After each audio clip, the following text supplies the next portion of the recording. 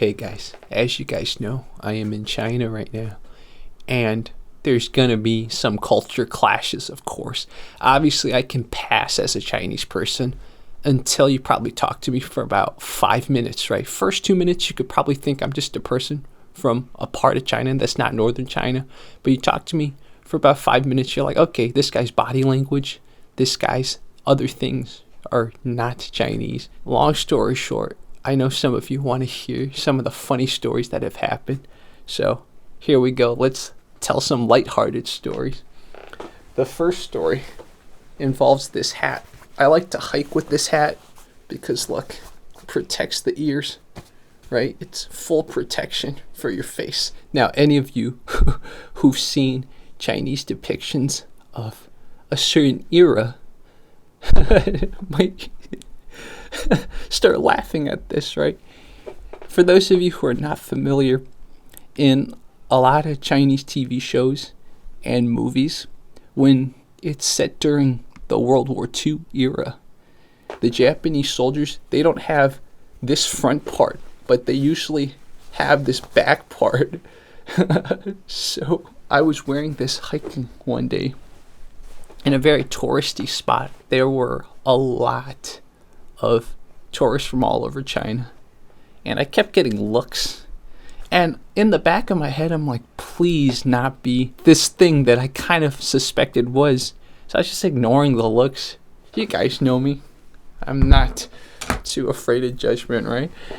And then eventually I'm walking with my family and my cousin, and I passed by this couple that's probably in their either late 40s or early 50s, but they are definitely the crowd to watch every TV show, every movie about World War II and the Japanese and stuff like that. I just burst out laughing, and my cousin finally couldn't hold it anymore. She was laughing too. She said, "Jerry, you know what they're laughing about, right?" And I'm like, it's got to be this hat, right? And everyone just burst out laughing. They're like, yep, it's this hat. And I was like, okay, fine, if it offends people. And they're like, it's not offensive, it's just funny. As you guys know, a lot of people in China like to dress in cosplay too. They like to look like those anime girls in Japan. People are much more tolerant of people's love of Japanese culture. In my case, I'm not celebrating Japanese culture at all. I'm just being functional, right? This is really good coverage. Look at this. You're not going to get sunburned. It kind of made me laugh because obviously I don't watch a lot of those TV shows. Some of those TV shows are pretty cringe. It's like people will use like darts and take out Japanese soldiers. There's one case even where someone threw a grenade up in the air and took out a Japanese plane. I made a video on this on another channel of mine, so you guys can check that out. And I've always wondered that type of really, really exaggerated, historically inaccurate World War II type dramas slash whatevers, right? How many people watch it? And probably what's going on is, even if you don't actively consume that type of content, you either know someone that does, or you've seen the media critique that type of content that, for lack of a better word, is cringe. So it's on everyone's public consciousness. So when people saw me wearing this thing, the first thing they thought about is, oh yeah, all that stuff that for years has been reported and debated, whether you should even be making TV shows, movies that so historically inaccurately portray that era. Next story, I think you guys who have traveled to parts of Asia have probably been traumatized by this. So I'm going to try to make this as funny as possible. But does this remind you of anything? For those of you who've traveled to Asia and are not used to a certain natural position, but it's unnatural for those of us in the West, because when we potty trained, we had to use a toilet that was like a throne, right? It's like a chair. For those of you who are unfamiliar, there are other types of toilets in this world that are like bowls in the ground. So they are not supposed to be sat on. You're supposed to all the way, like squat all the way down, crouch, whatever word you use. But theoretically, if you're able to balance yourself, it's actually way more relaxing and also way more sanitary, because no part of your body is touching anything. And it's better for the body from an internal perspective. The issue is a lot of people lose both the muscle and the stabilizer muscles to get up. So if you can even manage to get down, which is an if, you might not come up, you're going to fall. Right? So long story short, to add insult to injury for people who might not be able to squat all the way down, in a lot of public bathrooms in China, there's no toilet paper. For so long, you had to buy your own toilet paper. So even higher end places a lot of times don't provide toilet paper. For those of you, if you ever travel to Asia, here's a tip. Anyone that's been to prison knows this, but for another reason.